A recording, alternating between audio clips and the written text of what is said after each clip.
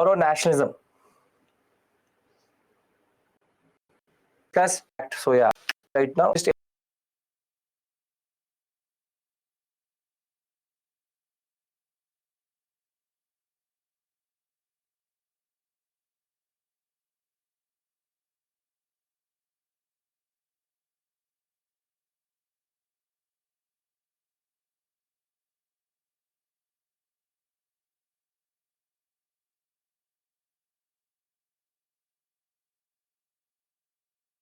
And internalize it, then you will always get an opportunity to do the book again. Now, as I said, cause, significance, please understand this very, very clearly. Cause and significance is something which is going to come in the exam. Be it your prelims or in mains, you can see a lot of questions from this area. So when I'll be telling you the theaters, what are called the zones in which 1857 happened, you have to make sure that you don't get caught up in the stories, but I will give you enough detail in that sense. So basically, our first discussion is going to be why did it happen? And thereafter, we also have to understand one more thing, which is that why do we call it the revolt of 1857? So is it basically a revolt, a rebellion? I will discuss with you the difference between the three: revolt, rebellion, mutiny. Why don't we call it the War of Independence? So we have to understand the nature also. We have to understand the cause and significance also. So a lot of questions around it. So if everybody is here, can we begin our discussion for today?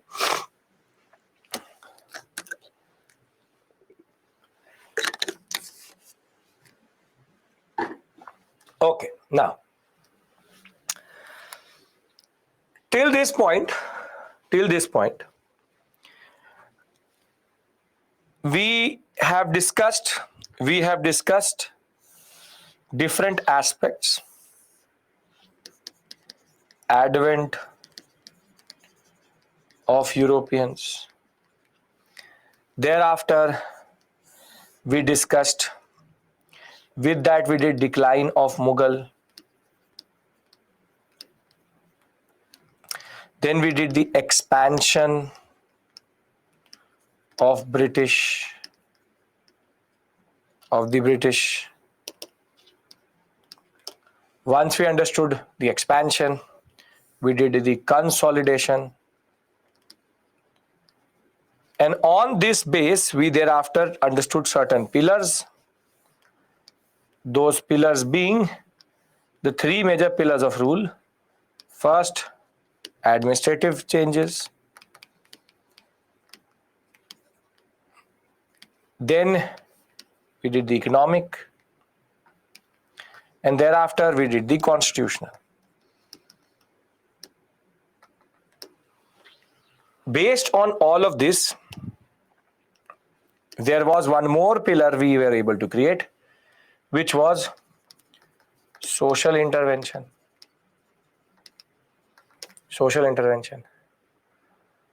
Now the basic point of the matter is that across all of these periods, there is resistance. There is resistance to rule. And now we cover a very important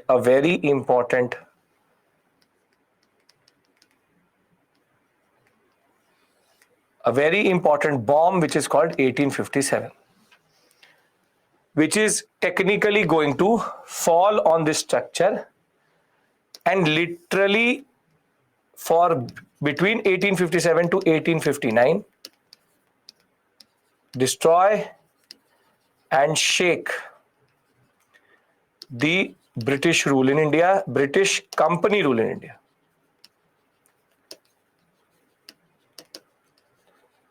So we need to understand this bomb called 1857. Why did it come? Where did it come from? And basically, we have to understand the significance of what happens thereafter. So I hope you can understand this imagery, that it's basically a literal bomb. It will explode from within the East India Company within India itself, and it will literally destroy control in certain areas for 2 to 3 years. And we need to discuss what caused this bomb to be there. What caused this bomb to be there? So you, I hope, understand the purpose of the first discussion which I'm going to have with you, which is causes. Why did the revolt of 1857 happen? Can we discuss this? We have created a certain structure which is called the Company Raj in India. And now we need to understand that very simply, we have to now see why this bomb is going to explode. So when we talk about causes, and please pay attention here, there are a lot of questions which come in the examination, both prelims and both mains, from causes itself. This is the most important discussion out of anything and everything we do today.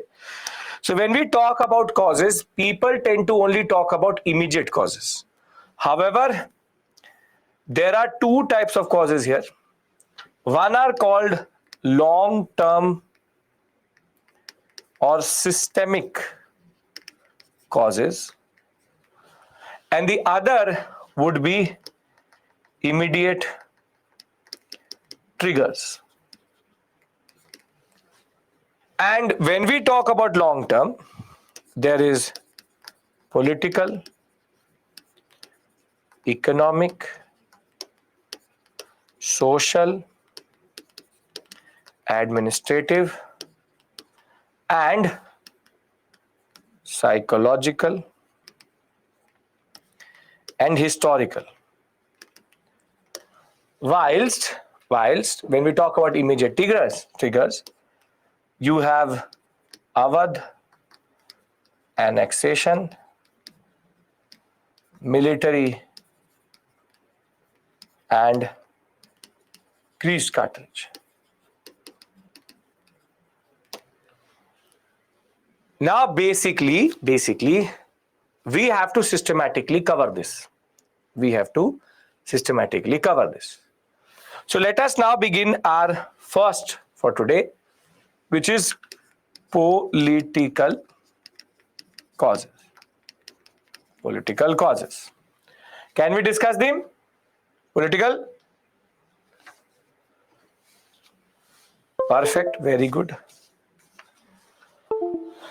Now, when we talk about political causes, there are certain causes inbuilt into it, which is that, and see, what we are going to do is everything is written in the PPT. I want you to understand everything first, and then we can go to the PPT.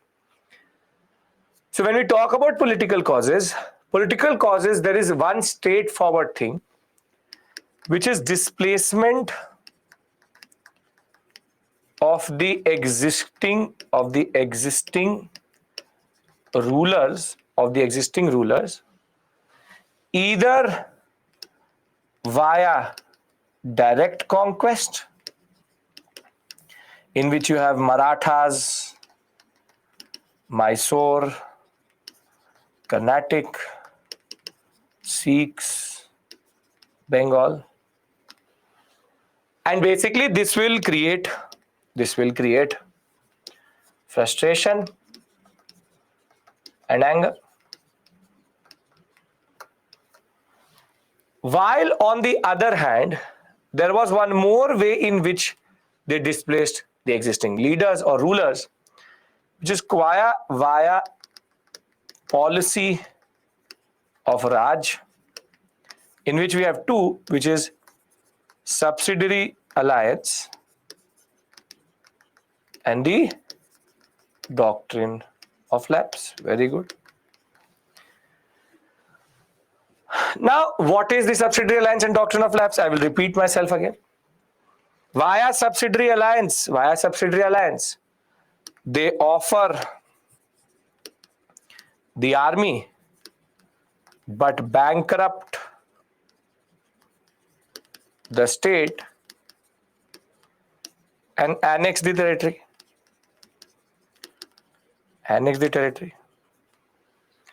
So we saw standard thing. If there is a ruler, he has to disband his own army.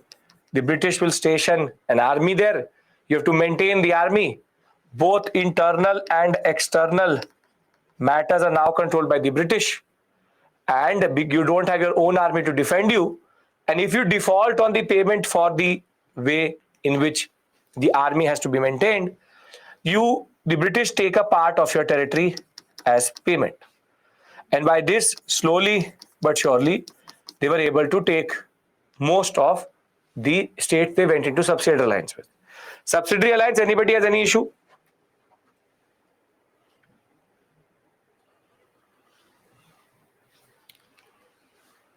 No issue. Very good. Very good. Now,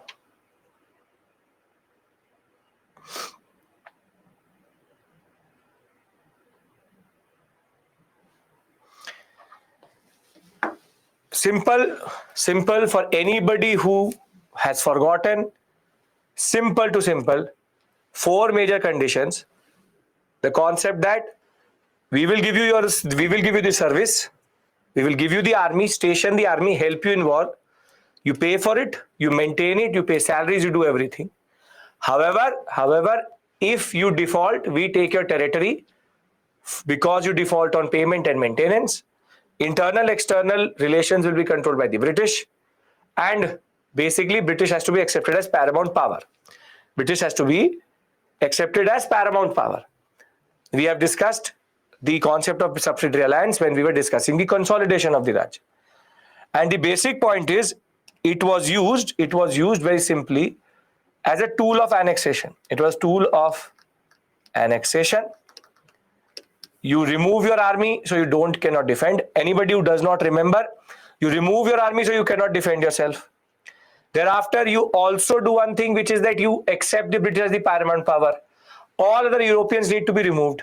Now, when you're using the army of the British, they control internal, external relations both.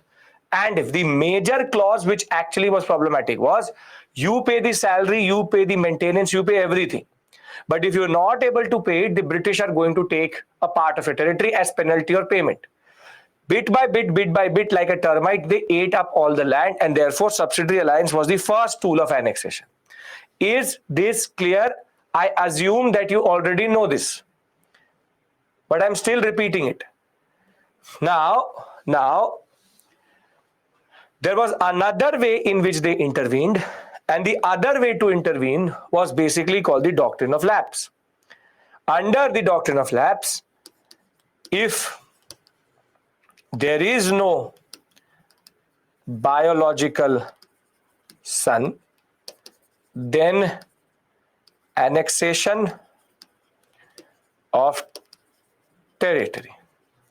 So adopted son will not be accepted as the next ruler, or the natural heir to the throne. Now, basically, if you look at it, these three processes between 18, rather we not say even 18, between 1760s, 40s and 60s, and thereafter by 1830s, had displaced most of the rulers. And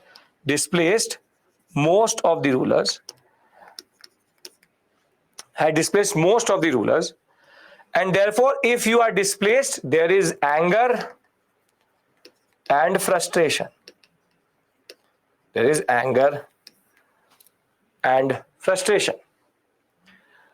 So the first is very simply anger and frustration.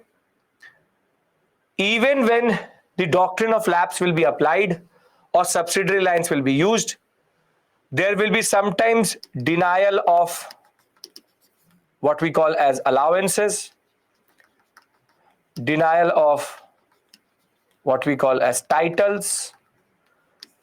The British find reasons to humiliate the princes.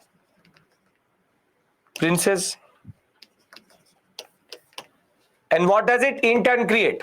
It all creates only one thing, which is which is anger, frustration, anger, frustration, anger, and frustration. So there is a lot of anger, frustration, which is building up, building up, building up, building up. 100 years of either direct conquest or indirect conquest, either subsidiary alliance or doctrine of lapse, or you humiliate if you're able to survive, hook or crook. The British finds a way to annex you. The British finds a way to annex you. So, in the literal bomb called 1857, in the literal bomb called 1857, the first layer of dynamite,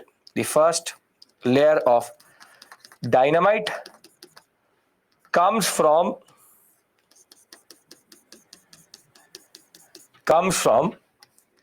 the concept of political causes, and these political causes very simply are anger, frustration, displacement, and humiliation. Basically, it is not a joke, or it's not a coincidence that these people will be ready to take leadership for 1857. Is political reasons clear? Everybody has to consent, then I move forward. There should be no iota of doubt. We've been doing this for a very long time now. The basic point is, be it the rule or the policies of rule, subsidiary alliance or doctrine of lapse, be it direct conquest, be it humiliation, be it anger, frustration, the basic point is, politically, there is a major issue with regards to how the Indian rulers were going to become extremely frustrated, and they will actually be very, very angered. So, as you can see, everything which I've done with you has a purpose here, because see, you understand this concept automatically because I literally demonstrated to you. Now, then let's move to the most obvious one, and the one which you already know in a lot of detail, which is economic. And here we are not in a way very shocked that you have land revenue settlements. That in turn leads to forced commercialization. That in turn leads to deindustrialization. That in turn leads to drain of wealth. And that only has one consequence, and the worst of all of them, famines. So if you look at it, the basic point of the matter is very simple. The point is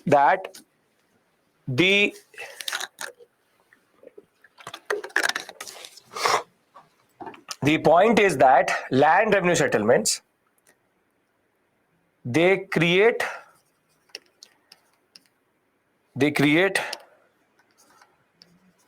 what? No, not create, we can say. They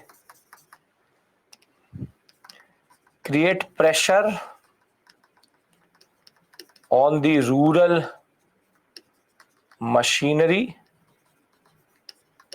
over assessment,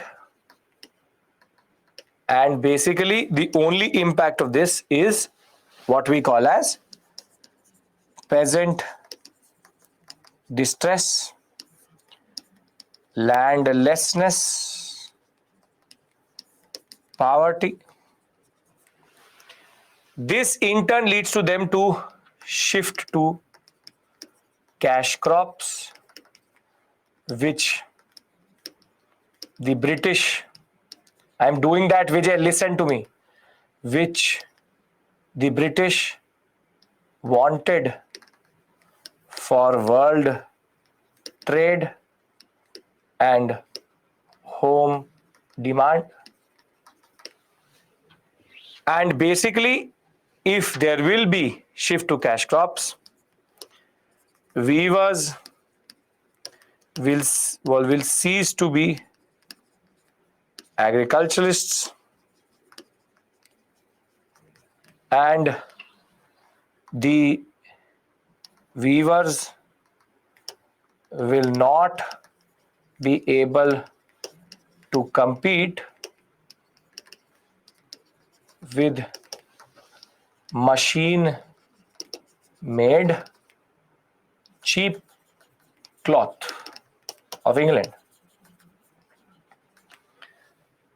And therefore, money was going out of India in the form of home charges, which is that we literally paid for our colonization, commodities, investments, the concept of dividend, and store purchase. I hope you are able to revise with me. We've done everything for store purchases, and all of this will lead to famines, which is acute shortage of grains, as cash crop production will reduce grain production. And if this was not enough, lakhs of people will perish,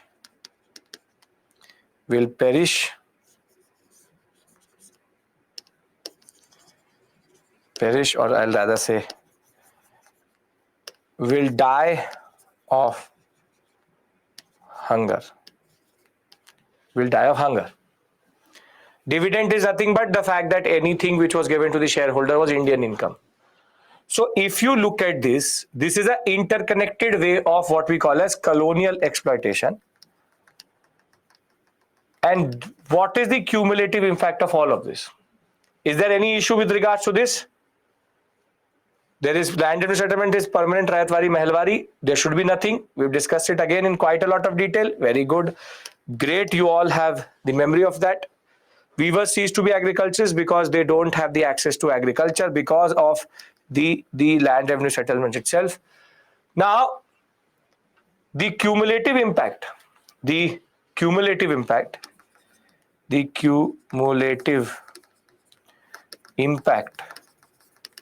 of all of economic policies is going to be what?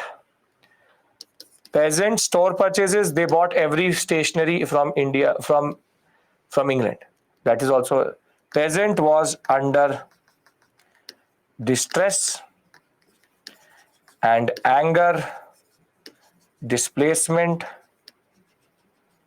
and the problems of hunger all will make the rural countryside extremely poverty stricken, and again frustration is rising. Any issue in this understanding, that basically frustration will rise. There's no other option. There's this basic concept of higher and higher exploitation. So let's then add to our story a major part of the explosive, which is basically economic exploitation. And if you bring these two things, this is a bomb. I'm putting RDX into it. Half of it is there. The political causes have been put in and the economic causes have been put in. Now, basic point is that add economic and political, the cumulative impact is very simple. Political plus economic rulers are frustrated plus people are frustrated. Can we agree to these two things? Then I go to the social, which is the most important and the most interesting out of all of this. Great. Now when we move to social, now comes the more interesting part of the story. Now comes the more interesting part of the story, that basically there is a major anxiety which was developing in India. There was a major anxiety developing in India, and that was coming from the social aspect.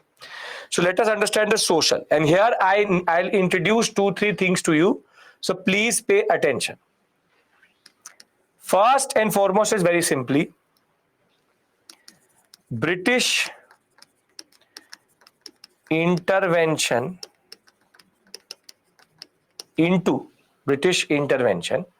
into the rural, or rather we'll say intervention in the rural and urban spaces of India created a new social dynamism, which means that basically zamindars, moneylenders, rural elites, and new social classes were emerging.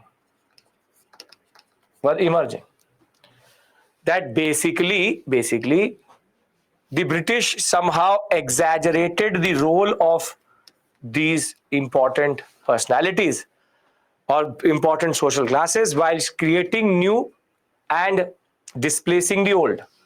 So for example, the peasant, the weaver, the laborer, all had been relegated, or what we can say, laborer were suffering whilst these were enjoying colonialism.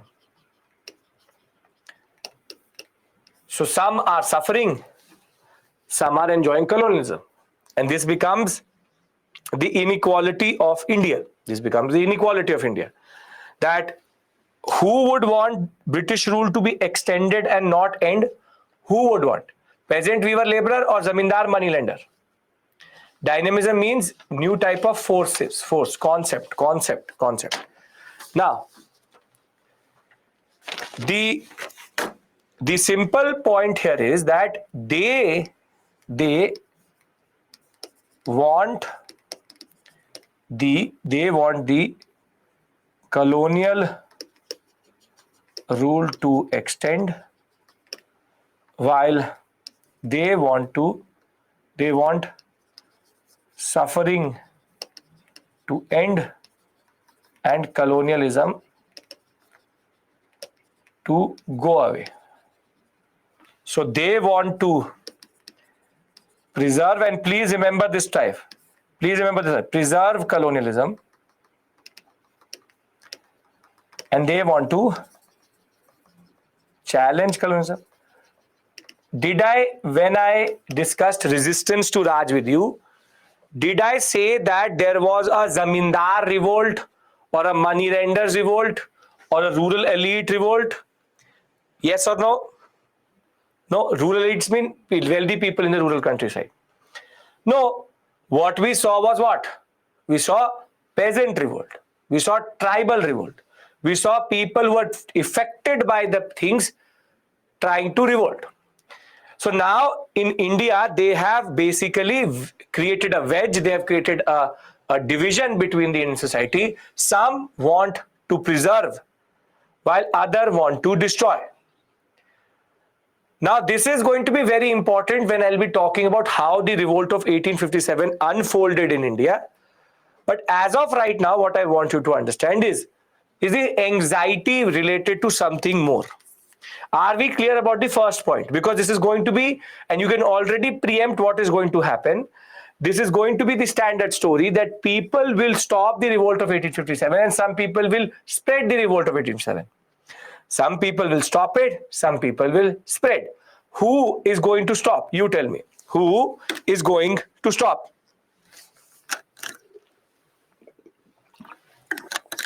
Very good. Which is that the zamindar, the moneylender, the rural elites are going to be like speed breakers. They will try to stop 1857, whilst the peasant, the weaver, the laborer, the sipahi is going to be the one who will lead the. So we are able to again understand that basically the rural and the economic, or the social and the economic, are internally connected to each other, because the impact of economic policy is going to be varied, and for some the colonialism was going to be the best time of their life, while on the other side of the story it is going to be the worst. But this is also not that significant. What is more significant is anxiety about conversion and Christianity. Now please, this is the new section I am going to introduce to you. Can I now talk about this very important aspect? Yes, social will always be a part of economic. Very good. Now, when we talk about the social, and specifically anxiety about Christianity and conversion, under 2A, what we see is that there are two things happening together. First is the activities of the Christian missionaries in India, and the second is socio-religious reform by the British. So basically, Christian missionaries will spread Christianity, convert people to new faith and religion.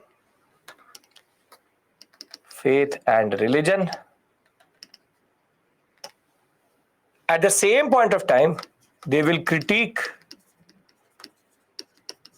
the Indian society, and the British in a very limited sense, but for sure in limited sense, but will intervene into social matters. And basically, if you add these two, you get a fear of conversion to Christianity. Now, basically, rising tension that the British will use force to convert. Though the British does not have the capacity, though the British does not even have the plan, the British have nothing. But if you woke up an Indian in 1855 and shook him, he would just say, "No, don't convert me to Christianity." That was the level of anxiety that basically they were holding, that be it night and day, be it morning, be it any other form of congregation, they are just so fearful that, see, they have started to enter into our social customs. They are now banning infanticide. They are now banning sati. They are now trying to change our society. And look at the missionary. He is going around telling that we are the worst form of civilization. We are the worst that can be. And they are converting people. Basically, the way they are critiquing or criticizing, the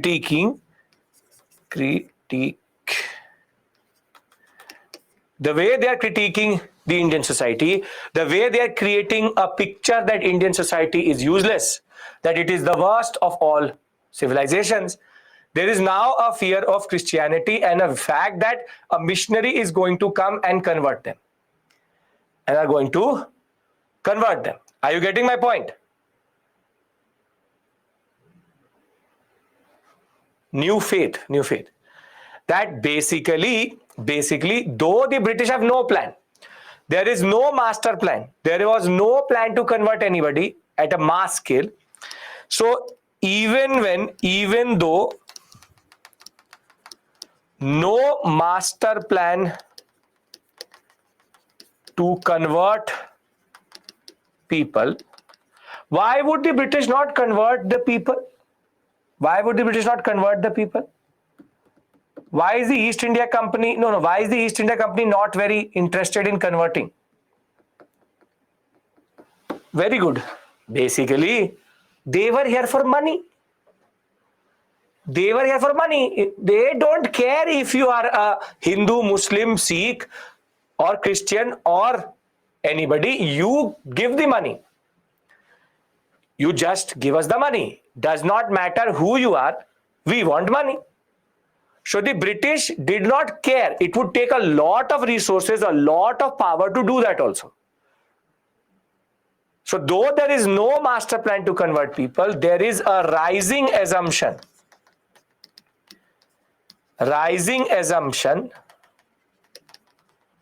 of conversion. Now, can I add to this one point, and people will totally think that something is going to happen. So their interest is to loot money. They don't care about the religion of the people. As it is, thieves have no religion. Looters have no religion. They just want money. That is the basic point. Is this slide clear? Because if it is clear, then I add one element to this. I want everybody's assertion. And I will interconnect all of the points to later. Don't worry about that. Okay. Now, if this is clear, to the rising fear of conversion and the missionary activities. Now, in 1850, the British will introduce an act. In 1850, the British will introduce an act which is called, does anybody know the name of that act? Lex Loci Act. The Lex Loci Act, person called Lex Loci introduced it, so it's called Lex Loci Act. Now, what does the Lex Loci Act say? Can I discuss the Lex Loci Act with you? Basically, this will technically make everybody clear that something is going to happen. Now, basically, there's a father A, he's the father,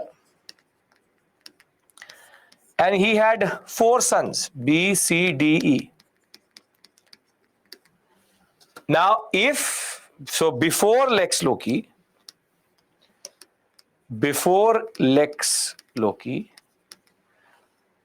if the father will be Hindu, it is assumed that all of them are Hindu. That is a given. Father is Hindu. So all of them is Hindu. However, E felt that within Hinduistic fold, he is not getting the respect. His father does not respect him. And a missionary is able to convince him to convert. He converts to Christianity. or any other religion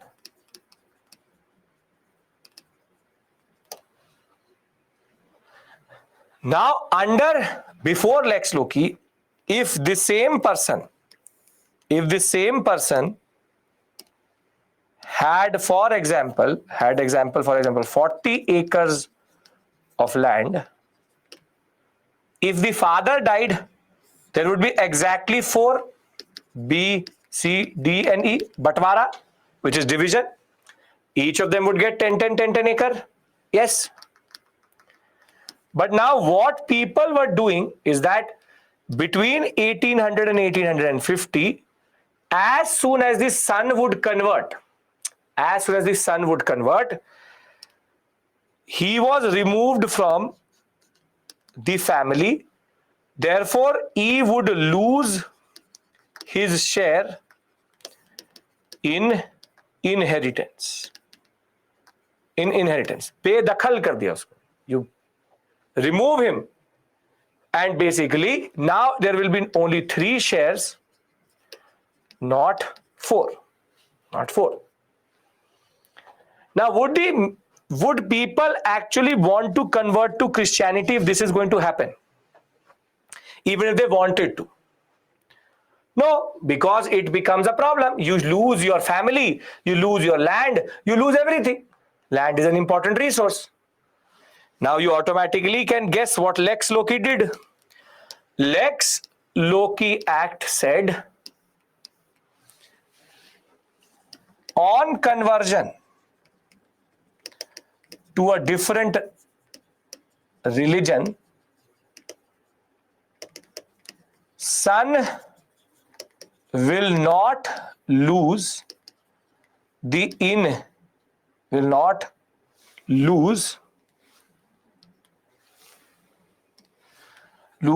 inheritance of his father, and he is still entitled for father's inheritance. Basically, now the British debarred this act itself, this whole concept itself, that after Lex Loci, E will not lose and A has to give land to E. A will have to give land to E. Religious Disabilities Act, as it is called, Lex Loci Act very popularly. The simple point of the matter is, now you see, would you want to convert to Christianity? Would you want to convert to Christianity after Lex Loci? Yes, you would, because nothing really changes. You can now comfortably convert to Christianity. You don't lose your land.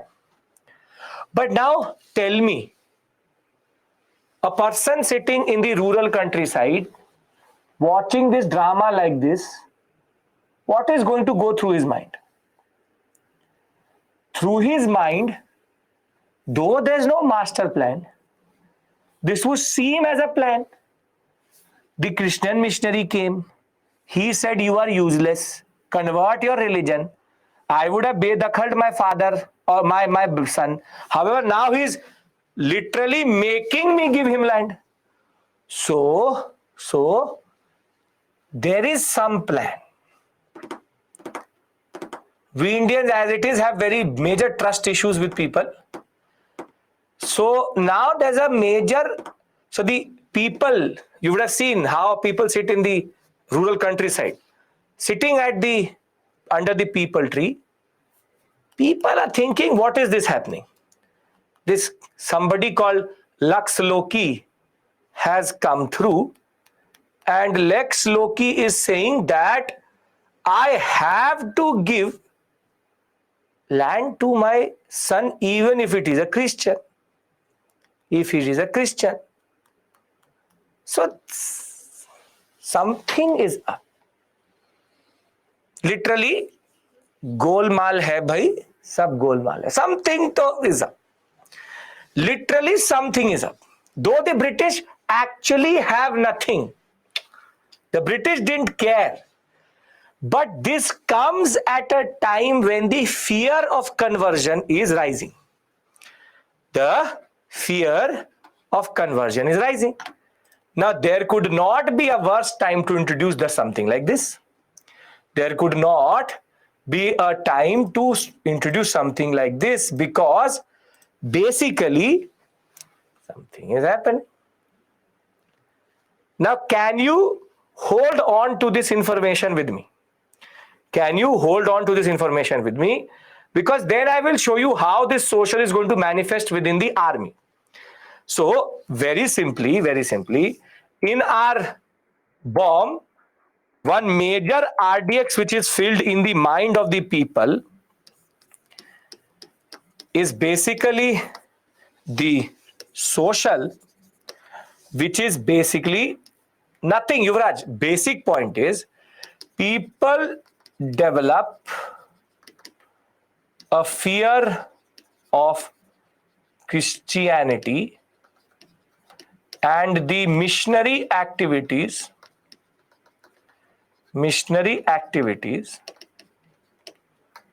start to develop frustration and fear. Lex Loci, in a way, confirms their fear. So, if I add all of these together, political plus economic plus social, then what I get is basically rulers are displaced, peasants are under distress, people are dying of hunger, and rural countryside has changed. Rising suspicion towards English motive in India. Christianity is a source of fear. And now the soldier, rather I'll use the word which we should use, the Sipahi in the army embodies all of these frustrations and fears. Now you get it why I chose the Sipahi as the actor. The Sipahi does not exist in isolation. His ruler has been displaced. His ruler was displaced. His brother lost land. His father had to give land to converted son. His society has been demeaned and critiqued.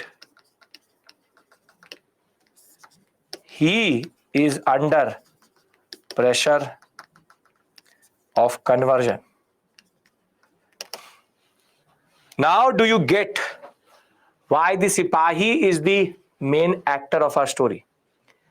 He embodies, British did not want to convert. Not even one document used to say convert. They didn't care. Proper looters they are. They only wanted money. Sipahi is a soldier in the army. He has his own issues. But I'm telling you what the Sipahi represents. He represents in himself all these issues at this point of time. So is this set of causes making sense? I'm trying to create a picture that if I brought a Sipahi and asked him to give an interview right now to you, he would in this way actually exhibit the following characteristics. He would say that my ruler was removed, my brother lost land, my society has been demeaned, I live in the fear that the British will convert me, and my father did not want to give anything to his son who had converted to, and as a brother he would like his father not to also give. The basic point is the British activities are now creating suspicion. One thing I want to clearly, very, very simple say, there is no plan for conversion. The British did not care about conversion. There was no master plan for conversion. Stop being a 1857 rural countryside man or woman. There was nothing in there in the larger story which actually suggested this to us. Don't start to absorb these things. Simple point is that the Sipahi or the person who is now going to rebel, he represents long-term systemic causes. And can you tell me what is the reason for all of this? What is the reason for all of this? What is the reason for all of this? Yes, basically colonialism is the root cause.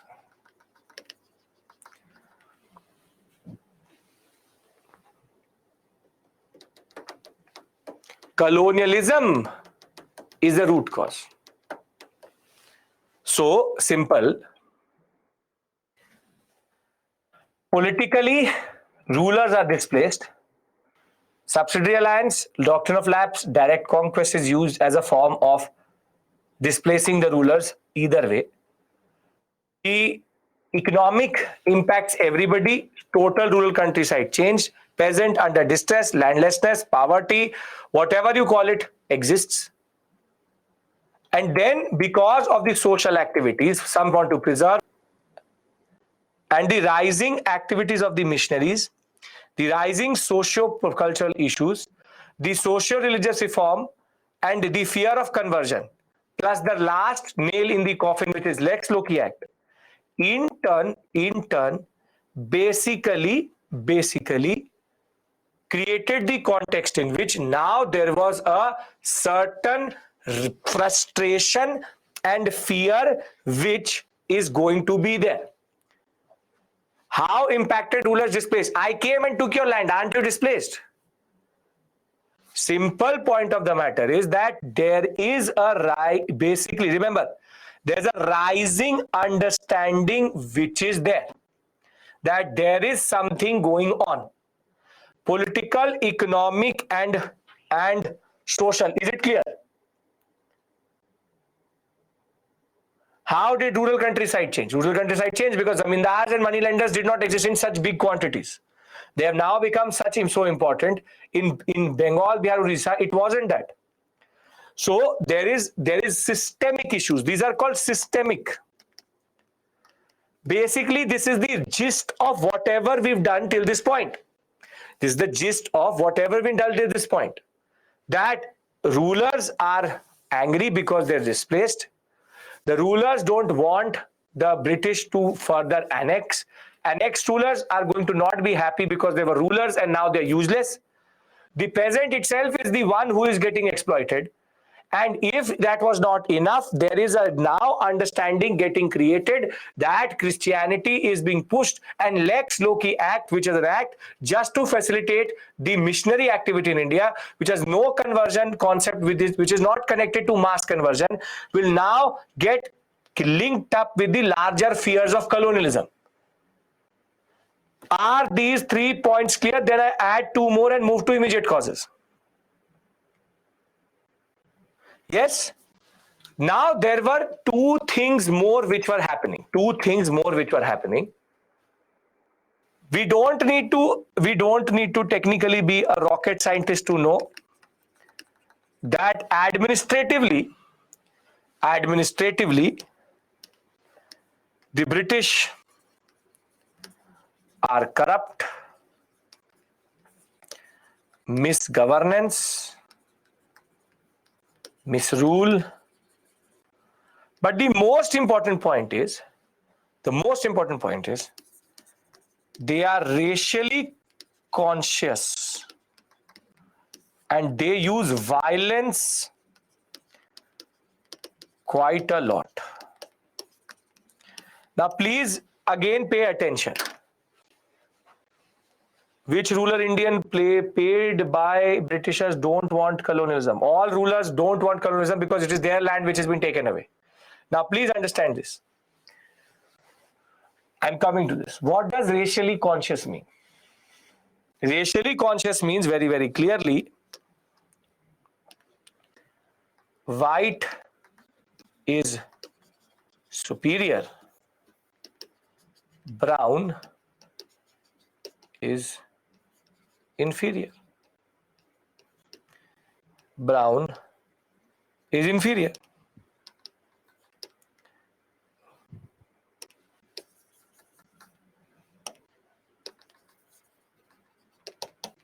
Simple. The color of our skin is a marker of our inferiority. Discrimination based on racism. Simple point. White is superior, brown is inferior, is something which they will always have.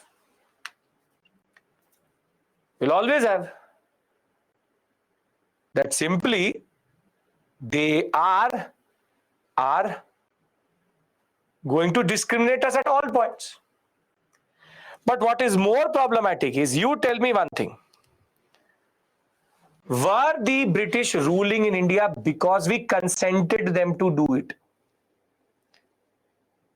Consented. That yes, please come rule with us. Or rule us. Yes, come rule us. No. No justification or consent for rule. What they used was violence. Violence at all levels. Violence against men, violence at the administrative table, violence when it comes to peasants, violence when it comes to planters, violence when it came to rebellions, violence when it came to suppressing the rebellions. The British only know one thing: use violence to destroy the ruler, the resistance, or anything which stops them from going forward. So administratively, it's not that they are ruling. That, see, they are given an opportunity to enter. But once they enter, they don't rule through consent. I have consented the fact that my MP will go and sit in the parliament, so I have consented. It is representative democracy.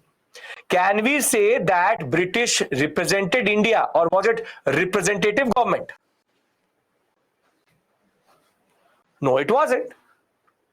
So if they saw that somebody was not actually ruling or not allowing them to rule, violence was used.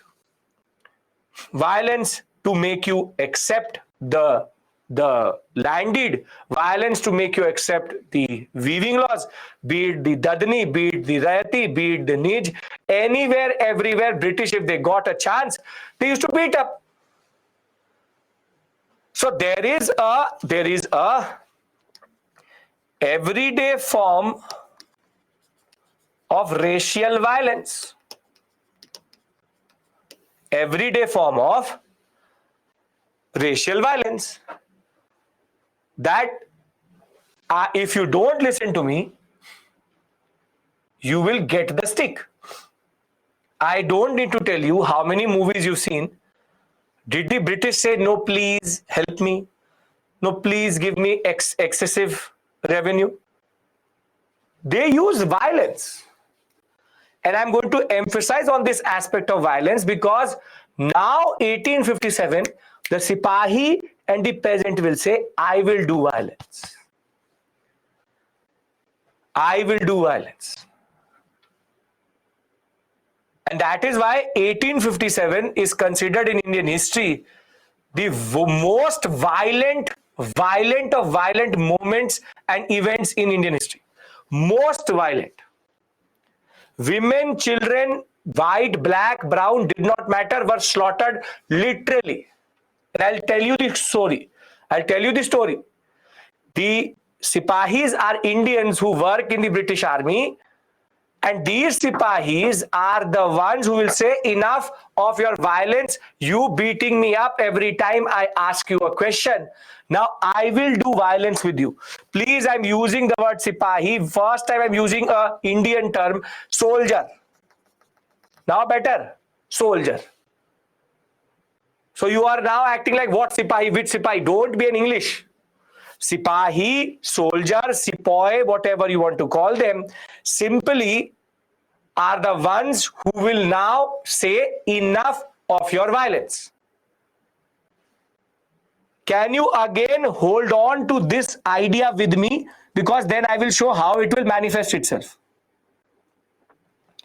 So one idea we are holding on is basically the fact that there is conversion fear, and the second fear is that the second aspect is the British do violence every day, day in, day out, day in, day out. But there was a major shift, and this is called psychological factors.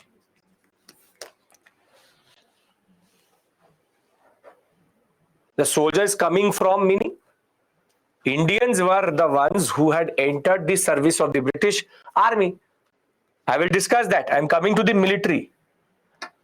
They belong to different parts of the India. Vellore mutiny, when it happened, the Sipahi was what? The Sipahi was Indian.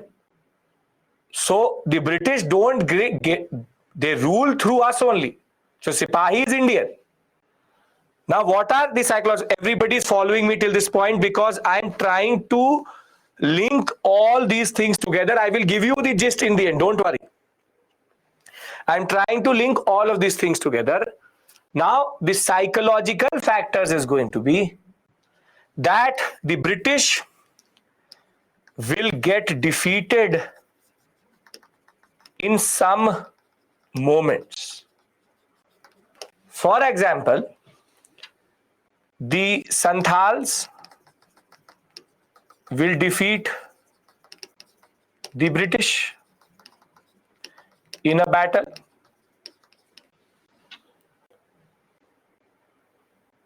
Thereafter, in the Sikh wars,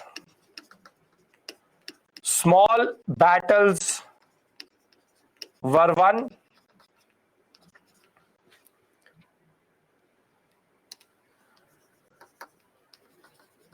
Were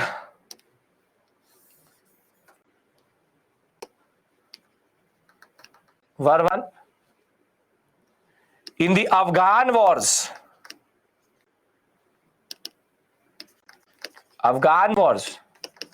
British not able to defeat the Afghan tribes. You have instances, for example, the first Maratha wars, the first Mysore wars. The basic point is all of this was now proving British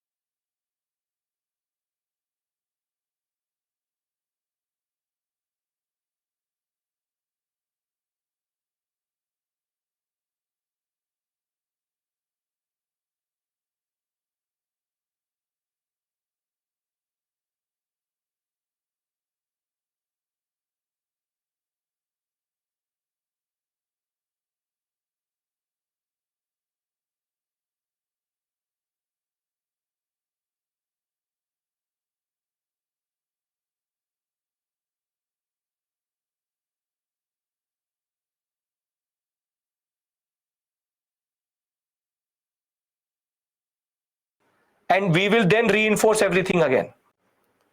Done? Everyone, please, you have to tell me this. Okay, perfect. So what is the time? 6:48. We come back at 7. And when we come back, we discuss now the theaters. What happened in Delhi? What happened in Kanpur? What happened in Jhansi? What happened in Jagdishpur? What happened in what we call as Lucknow? We will discuss now the theaters. Forward.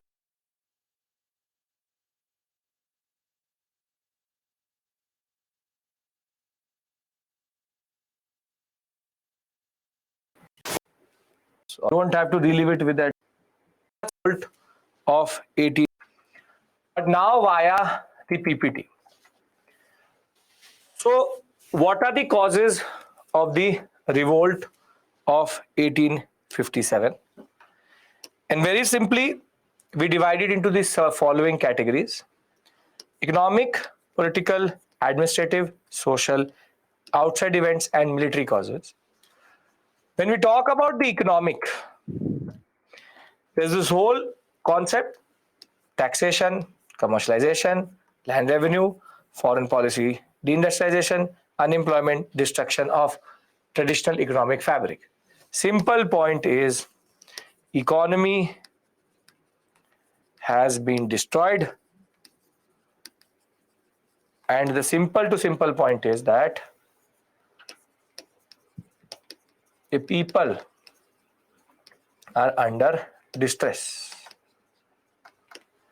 Now, political, we know that expansion happens under direct conquest, but the subsidiary alliance and the doctrine of lapse, along with the violence and racism which is used by the British, are all connected to make the rulers felt displaced. But at the same point of time, they also are humiliated. And if you want to see the instances of humiliation, Dalhousie had refused a lot of the rulers or ex-rulers who were entitled for pensions. They will not receive it. For example, the title of Nawab of Carnatic, Surat, Raja of Tanjore were to be cancelled. The ex-Peshwa Bajirao II, Dalhousie refused to extend his pay and pension to his son, Nana Sahib, who is going to become a very important actor. When Bahadur Shah Zafar's eldest son, Prince Fakhruddin, dies in 1856, Bahadur Shah's conditional, what we call as transfer of power to his sons, was now under question with regards to Dalhousie. So if Bahadur Shah's death was to happen, the Mughal rule could have ended under Canning's understanding that after Bahadur Shah's death, Mughal rule or Mughals will rule or lose their title of king, ancestral Mughal palaces. So if you look at it, Dalhousie, Canning being the one who was there when the revolt happened itself, the British found reasons to make sure that the British were the paramount power and assert their identity. Now, if we move on to administrative, there is rampant corruption, misgovernance, a judicial system which is complex and confusing, and all high appointments, the Indians are excluded from it. Indians are excluded from it.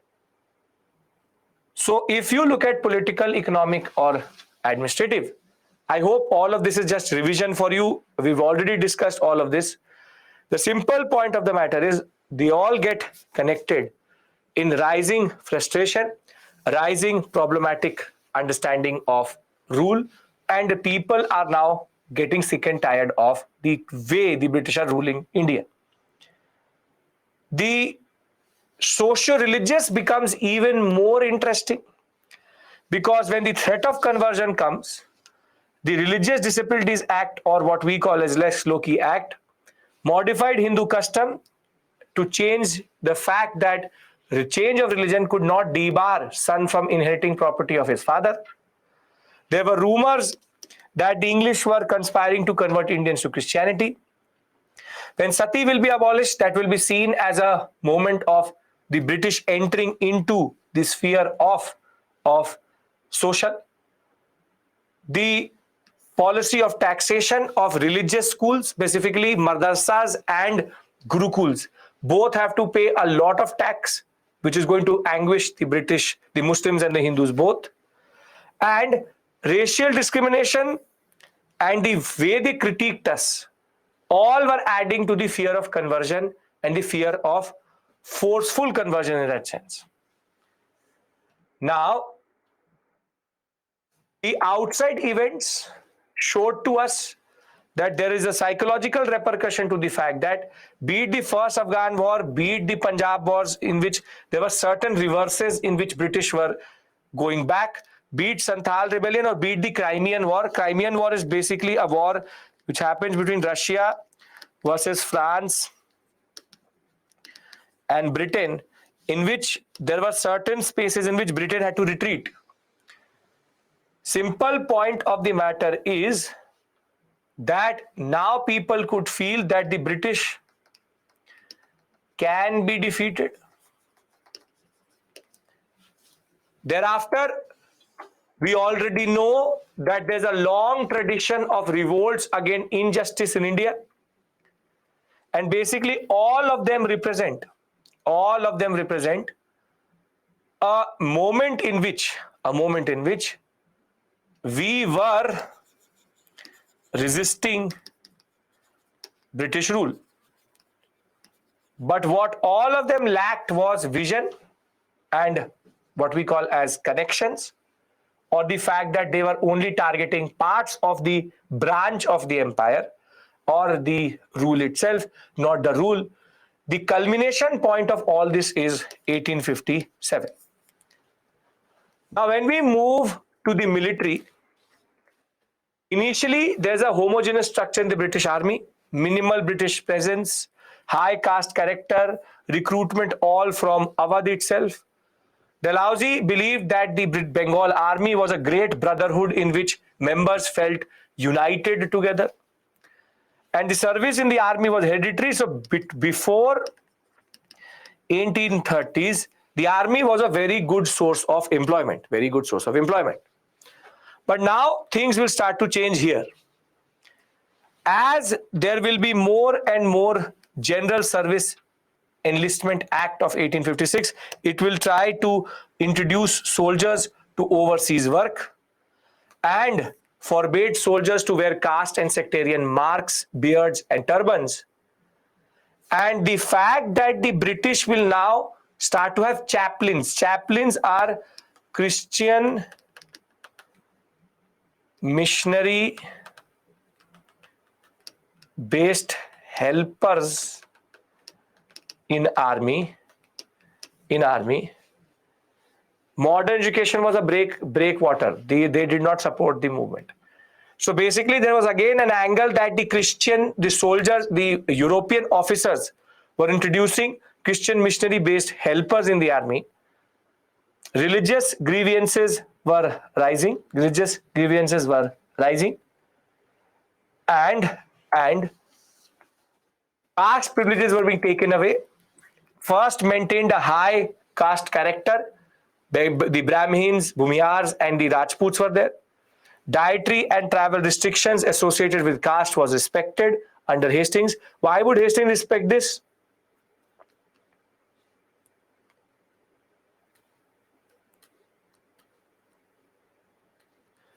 Francis,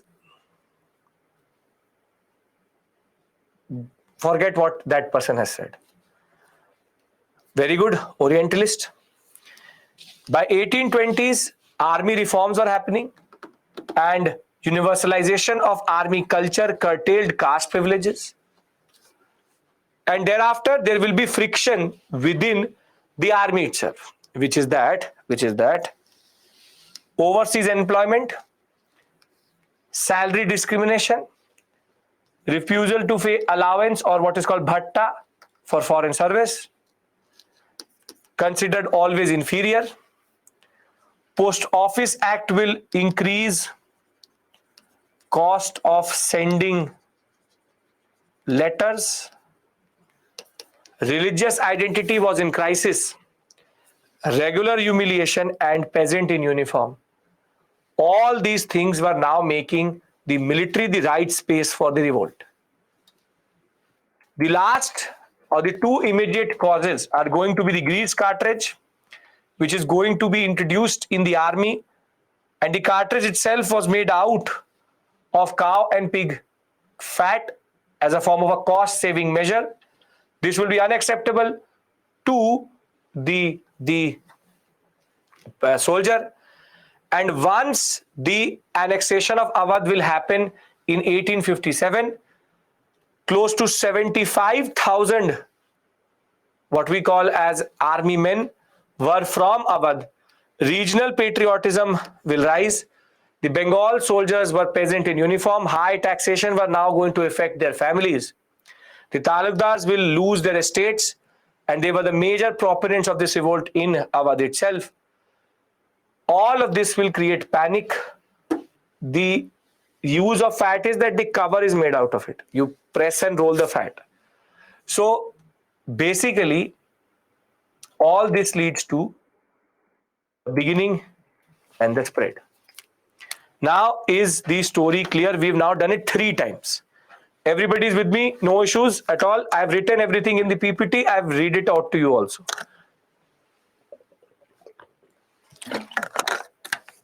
Okay, now what we need to discuss is something in which questions are rare, but is relevant for your understanding. Foreign allowance means that if you go to foreign, you get some extra money which they were not given only. For your purpose, I have already made the most obvious question which comes in the prelims examination. Place and leader, I have put it into a box. So you don't have to make it. Who are the leaders in which theater is something I put it into a box. So you don't need to worry. This you have to learn. This not that much. But the leaders you have to. Can you do that? I'll discuss each one of them. I'll talk you why I call them theaters. I'll tell you why they call them theaters. But you can do this. Great. Now let me then discuss how this revolt actually began and what it was. Can I do the part which is interesting but is not relevant to the examination? Okay. So you all know the story of Mangal Pandey.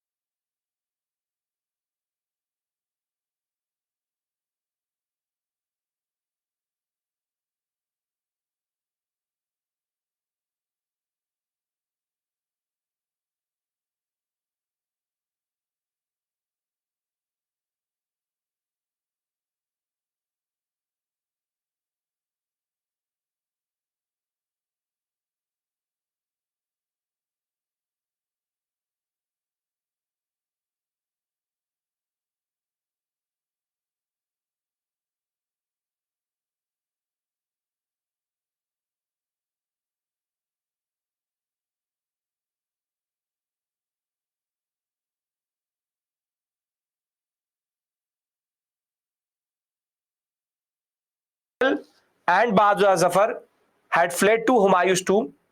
They will be followed and captured by General Hudson. All royal princes will be killed.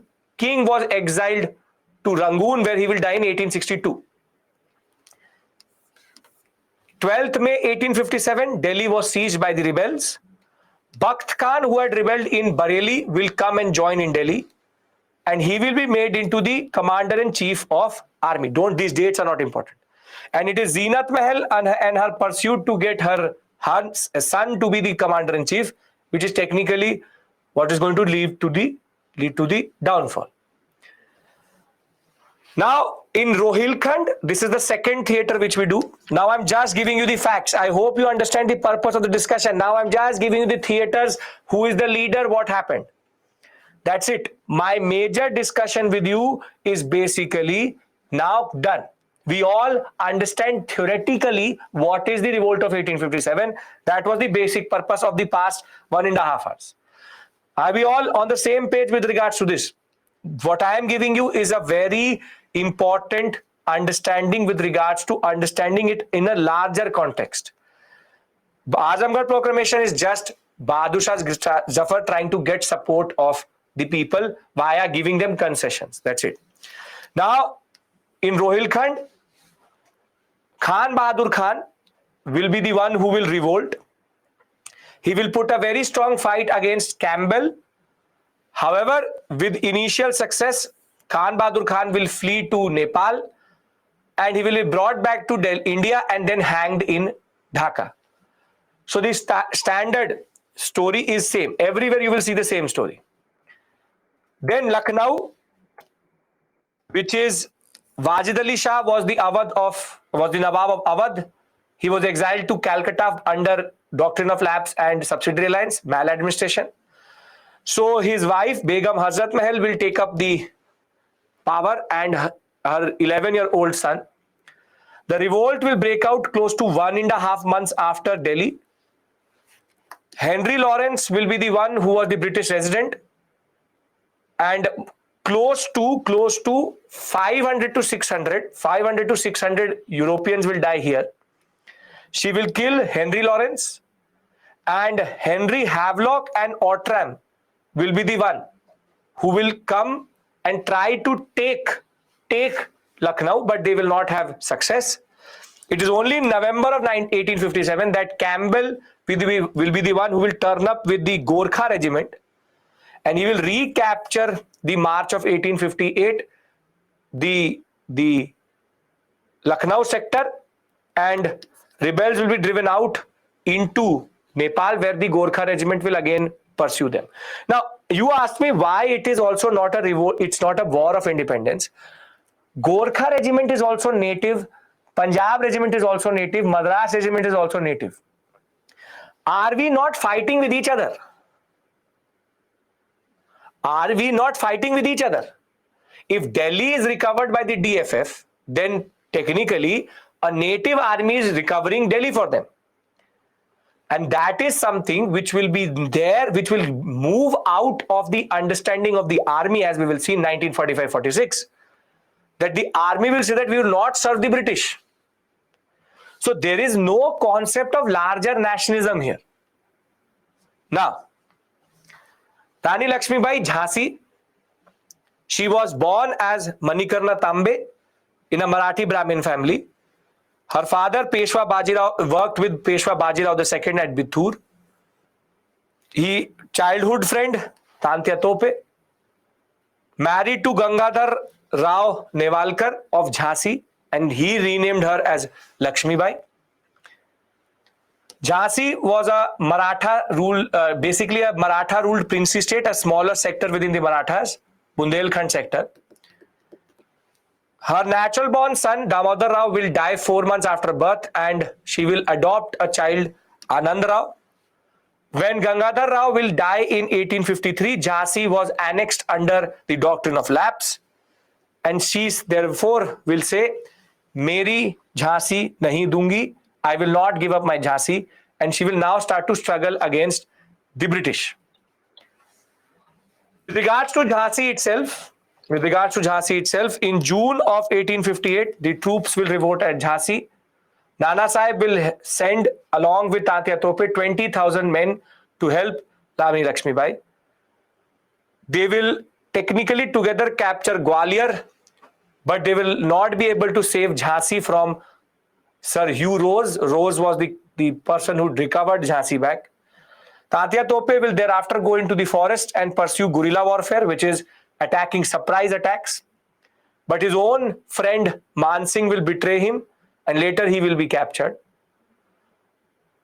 On 3rd April 1858, Sir Hugh Rose will capture Jhansi. She will escape to Kalpi when Tatya Tope will join her, but Kanpur will also be lost in the background.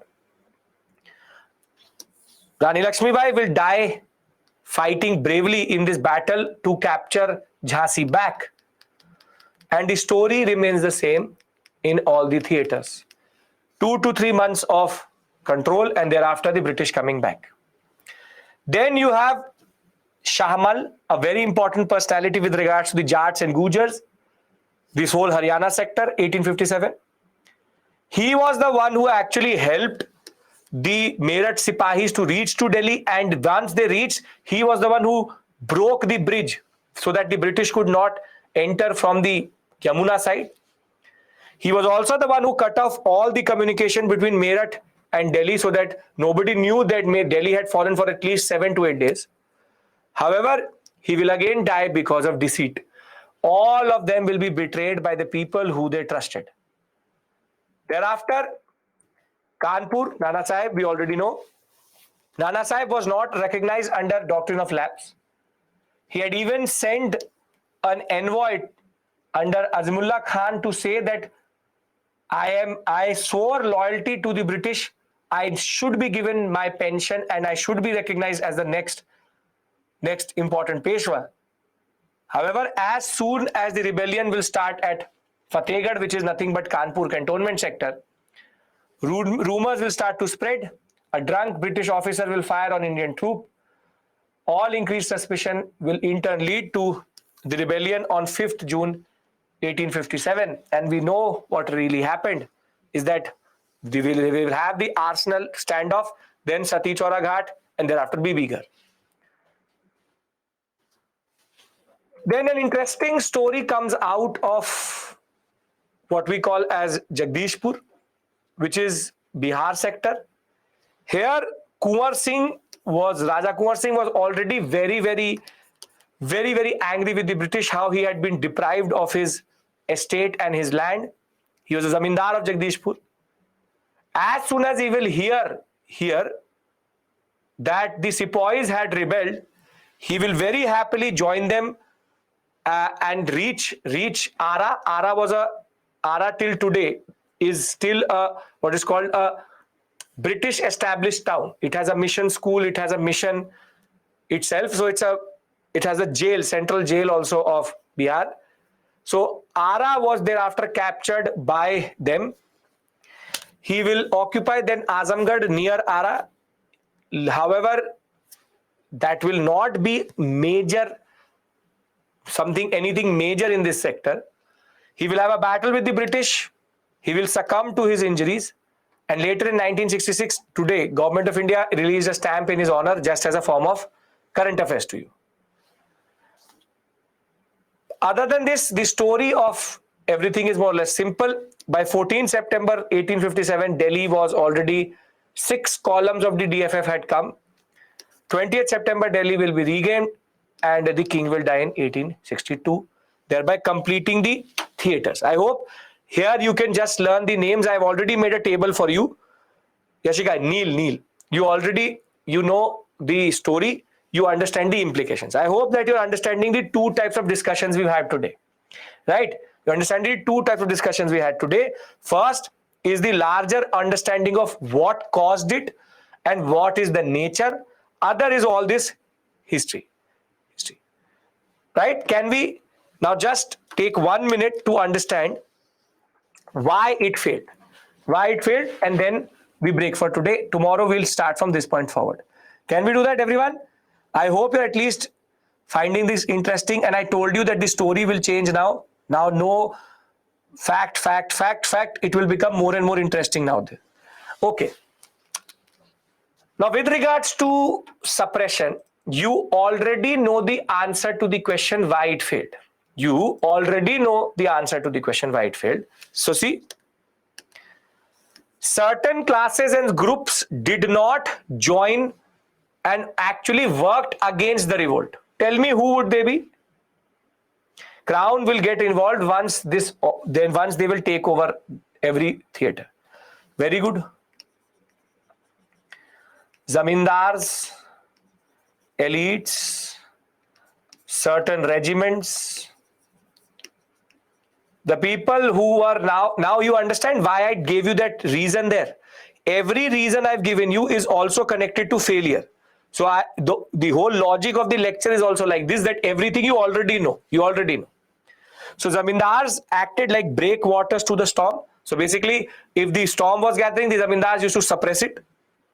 Moneylenders and merchants suffered the wrath of the mutineers badly, so therefore they wanted to protect British patronage. So if you have anything to actually get out of the British, you protected the British. Limited territorial spread, basically all the theatres are in North India. Lack of complete nationalism, no concept of nation, or it's only about restoring the power back. No common goal. Nobody knew what they wanted. British had better equipment, that always they have. Lack of coordination. There is no coordination between theatres. Sepoys, except for Delhi, were very poorly organized. No vision after the mutiny. Yes, we did what we did. Now what? You can't rule India or cannot create India just by adding Delhi, Kanpur, Jagdishpur, Lucknow. That is not India. You have to have proper control. You have to fully remove the British. They did not have a common plan of action, did not have centralized leadership. More than that, the modern educated elite stayed away from all of this. They said that this is not India. And basically only 1/4 of total area and not more than 1/10 of the total population was actually affected. South nothing, west nothing, east a little bit, east a little bit, central India again little bit. Now before we leave, I've already discussed with you nature and character. I will discuss with you again tomorrow. I wanted to pose a very important question to you. I'll start from this thing again tomorrow. I want to pose a very important question in front of you. What is the answer to the question on the screen?